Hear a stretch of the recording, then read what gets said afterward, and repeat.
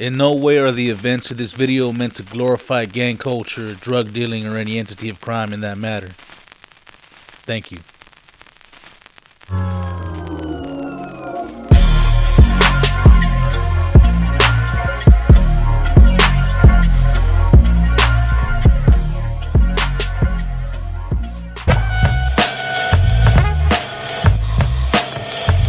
If no one ever fucks you over, you never fuck them over. That's my strongest belief. If you always got my back, I'm gonna always have your back to the max, you know? That's just the way I am. What's up, guys? If you haven't, go ahead and make sure you go ahead and drop me a follow on Instagram, and I might just follow you back. But for now, let's start the video. Bam! What up, man? Welcome back, man, to the Hood Story Time Part 2. You saw what it is, man. We're right here at the Raising Cane's Chicken Fingers on deck, guys. Check it out, the elite chicken fingers in the game. Before we start this video, I want to give a shout out to all these people right here. So shout out to everybody, man. Make sure you follow me on Instagram if you like a shout out at Tasty Motive. We're gonna start this up, man. We're gonna get it into the part 2. Sorry for the delay, guys. So we're gonna get it in real quick. Before we begin that, man, I am going to grab a chicken finger on deck, and I'm gonna lace this up, guys, with some Louisiana classic hot sauce, just like this, all over the top. Just like that. Whether we make a mess or not, it don't matter. And then what we're gonna do is, normally what I do is I put the sauce, gotta lick the top. I normally put the sauce on inside of the canes, but I'm not gonna do that this time. I'm gonna do it like that, and then I'm gonna dip it in there like this.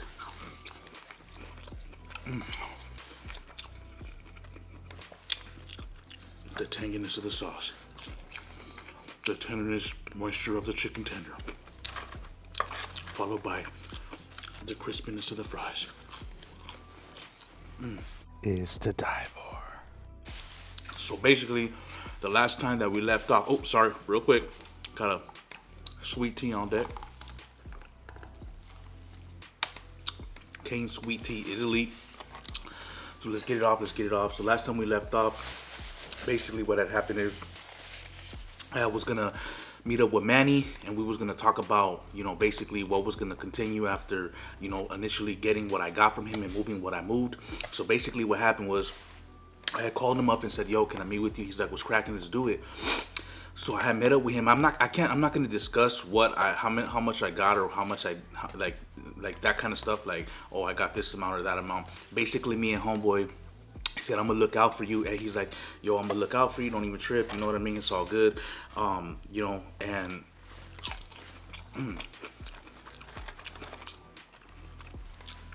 sorry, guys. Very bomb. I'm gonna get a Texas toast sip. So we rolled up, met him up. I was like, yo, what up? What's cracking, bro? You know, this is what I'm trying to do. What you think, you know? Because at the end of the day, man, homie didn't have to hook me up for shit, you know? It was up to him if he was going to do it or not. So, basically, rolled up with him, man. We talked, and you know what? I got a dope-ass price, man. I started getting more product, and I started moving shit, man. Basically what happened is I was cutting off the time that I had to go and meet up with him to re-up on my product. So I was getting enough product, sometimes delivered, luckily me, to be able to move my stuff. So at this point I was moving, sticking and dodging, man. I was making clientele, you know, people were speaking to people, you know, some of my white people clientele were telling other people. So it was sticking and moving for me, man. At this point, I was making good money. So I was like, all right, this is easy money. It's easy money. People were paying the prices that I was asking, because I had the dope, I had good shit. Back then, in the day, it wasn't like you was gonna find good shit at every corner back in the day like that. It wasn't like that. Not like today. Today it's like, dude, you get connects anywhere. Back then it wasn't like that. It wasn't like, oh, everybody had a spot, everybody had a connect for good shit. So initially what happened is my homeboy, because of his lady, I ended up being able to do what I was doing. She hooked me up. She connected me with people that was willing to pay that shit. You know, that would pay my prices because I had good shit. Not everybody could afford it. So eventually, what happened is I hit up the homie and I was like, "Hey, fool, come through." And he's like, "What's cracking?" He's like, "I'm gonna come through. Let's smoke." And he's like, "All right, I'll come through. I'm gonna bring 240s." And my homeboy was always cool like that. You know, he wasn't like a selfish type of dude, or like, he wasn't like you know how like some dudes are like they're just like cheap and selfish. He was always cool. He's like, "I'm gonna bring 240s, bro. Fuck it." He came through and I sat down with him and shit. In the backyard, we started chiefing and shit. And I was like, "Hey, dog, you know, I just want to say good looking out, fool, for connecting me, like, you know, with your chick and all that network right there, you know, because, you know, it worked out for me good, bro." He's like, "I don't even trip, bro." He's like, "It is what it is. It's all homie love, bro. You feel me? Do what you gotta do." So we kept smoking and shit. We kept smoking. After we smoked and drank, I was like, hold on real quick, bro. I'm gonna be right back." And he's like, "All right." Went in the house, bro.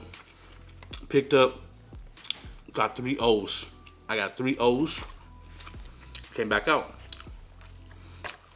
Came back out with those shits. He was like, "Damn, fool.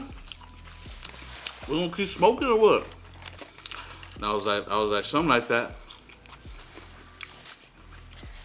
And I was like, "Look, bro, this shit's for you right here, dog." He looked at me. "This shit's for you right here." He's like, "What you mean?" He's like, "What you mean?"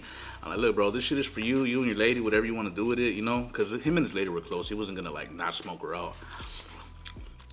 Whatever you want to do, fool. It's just my gracias to you for helping me out, fool. In the game, the way I believe it is, you take care of people who take care of you. Always have. If no one ever fucks you over, you never fuck them over. That's my strongest belief. If you always got my back, I'm gonna always have your back to the max, you know? That's just the way I am.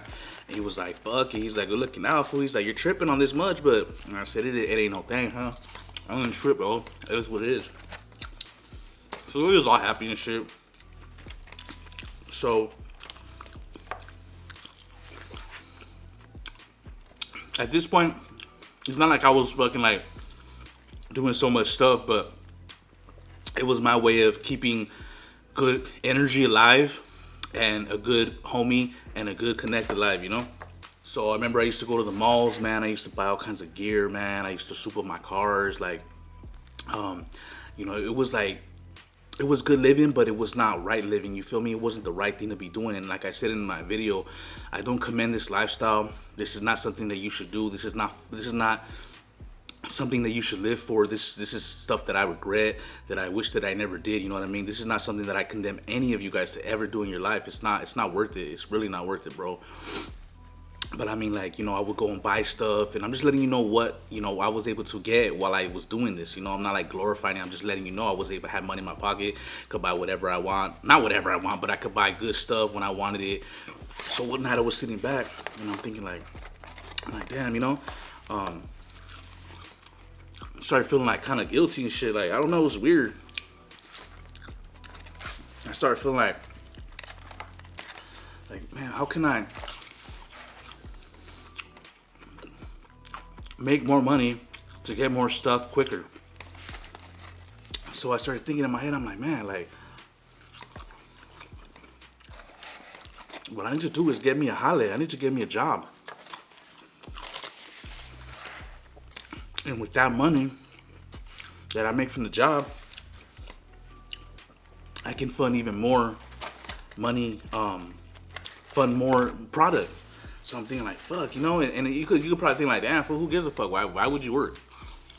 I would just keep doing that shit, like, be patient. But I'll tell you guys, I was just a hustler. That's the mind that I had and shit, you know what I mean? And so I remember I went to this job agency, and I met this cool black girl, and she still works there to this day. And I met her, and I was like, "Hey, what's up? You know, I need a job, whoop-de-whoop." She's like, "Man, I could set you up in a warehouse like that if you want." And I'm just like, fuck it. So this was like 2000, fuck, bro. Like 2000, I want to say like 2003, 2004. She hooked me up. She's like, "I'm gonna hook you up," because she was cool. She saw I was young, trying to grind and shit. She didn't know nothing about what I was doing, and So she's like, I'm gonna hook you up. I'm gonna hook you up, honey. Don't worry, I'm gonna hook you up. She got me a job at a warehouse paying $10 an hour, bro. Remember, this is 17 years ago. This is not 2019. This was 17 years ago. So for me at 18, making 18 bucks, I wish, making $10 an hour at 18, in 2003, 2004, I can't remember the year, bro. That was a come up. That was like exactly what I needed. And it was tripping out to me, like, damn, like, am I really? I'm over here getting blessed for doing this shit, but I'm over here doing the fucking false ass shit, you know? So I was like, fuck it.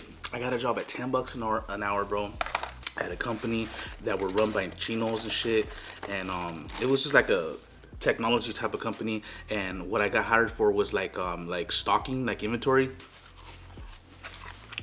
Basically, stuff that would come in, I would put it away. So I started working at Hale. Check this out. The whole place was run by Asians. The manager was Mexican, and he was probably like 38, 35, 36, and he was a straight tecato. He was like a straight druggie, like meth. He used meth, heroin. Like, he was just on one, but he would get to work. He would do his shit. I started working there, bro. So basically what happened is I was able to buy more product by combining my work with my profit. So I went from being able to buy what I bought then to being able to buy 3 times more. And I was using all my money that I got from my job to fund more product, which would make me more profit. All right. So at this point, I had got with some girl, and we was rolling around. She never knew what I was doing. In the beginning, she never knew nothing about what I was doing. Like, she knew nothing about that shit until one day I just broke it off to her, and I said, hey, you know what, fucking, this is what I do on the side and shit, and this is why sometimes you're kind of wondering like where I go and shit, because I thought she thought I was like cheating on her and bullshit like that, because sometimes I wouldn't answer her, I was busy. So I told her, hey, this is what I'm doing and shit, you know what I mean? This is what I'm doing, and fucking, what's up? I didn't know what her reaction was gonna be. She ended up being cool with it. It was cool. I'm gonna tell you like this, bro. No bullshit. I would get paid every 2 weeks, bro. Every Friday, I would get so much money, bro. Every 2 weeks that I would be making the money that I would make from my job, bro, from 40, 80 hours every 2 weeks at $10 an hour, bro. I was making more from the product than I was making from my fucking job, bro. I would make more on one Friday, okay? Friday's payday, than I would from my fucking check, fool. Yeah, it was only $10 an hour. I get it, yeah, all right. It's not a lot of money. Nowadays, that doesn't seem like a lot of money, but you're talking about 15 years ago, that was good, decent pay rate. You know what I mean? So the value of $10 an hour was way more than what it is now, obviously. So I would roll up, bro, and I would just have a bunch of fools hitting me up all the time. My shit will be off the hook. Hey, whoop-de-whoop, blah, blah, blah, blah. Moving this, moving that, moving this, giving deals here, moving that, being like, analytical and strategic on what I was doing, you know what I mean? So I wasn't losing money. Like, I would have fools that would hit me up and be like, hey, bro, you hooked the whoop-de-whoop, bro, can you give me the same price? And I'd be like, you know what, I can, bro. The reason I'm hooking him up is because he's been coming to me. The more you come to me, bro, the more fucking discount I'll give you, bro. And the more people you put onto me, the more discount I'm gonna give you. Oh, for sure. So I started building a cycle where I had word of mouth running from me, and I was realizing who was returning and who was bringing me what, so I would give them discounts. So it was just like a never-ending cycle like that, you know what I mean? And the thing with my connect with Manny was that sometimes the strains would switch. I would get purple, OG Kush, Master Kush, White Widow. Sometimes the strains would switch, but the thing that I loved about Manny is that even if it switched, the product, the quality either went up or it stayed the same. It was never like, oh, when I picked up or when he dropped off, it was like, oh, this shit is whack. It was either better shit or it was always to the level that I had. So that's what kept me going too, because he didn't always have the same shit. Sometimes it was changing up. He had this, he had that, but that's what kept me going, was that my product wasn't falling off. And I was having like different strains of products. So it was like it was working out for me for the better because I would switch out shit out. Like, oh, what you got? You know, oh, you got some different shit. Oh, let me try it. Oh, this shit's bomb. So next thing you know, fools were slipping and moving and dodging. You know what I mean? So it was a good time in my life. You know, do I, you know, you know, I go out and spend like $100 on dinner, bro, like nothing, bro. And take out the girl that I was with at that time to places, buy clothes, go out, fat money in my pocket, not caring, getting up for work, not getting up for work, not like fuck, I hate my job because this was my money that was helping me continue to grow, bro. I was a youngster, you know. That was a good time in my life, you know what I mean? I'm not gonna lie. Am I proud of it right now? Nah, I'm not. Am I ashamed of it? Yeah, low key I am. You know what I mean? Because you know, I was younger and my mentality was like, you know, I was just like fucking, you know, like, dog, I was just young, dumb, and fucking stupid, bro. I thought, you know, this was everything. This was life. I had money and nothing could stop me, you know? So,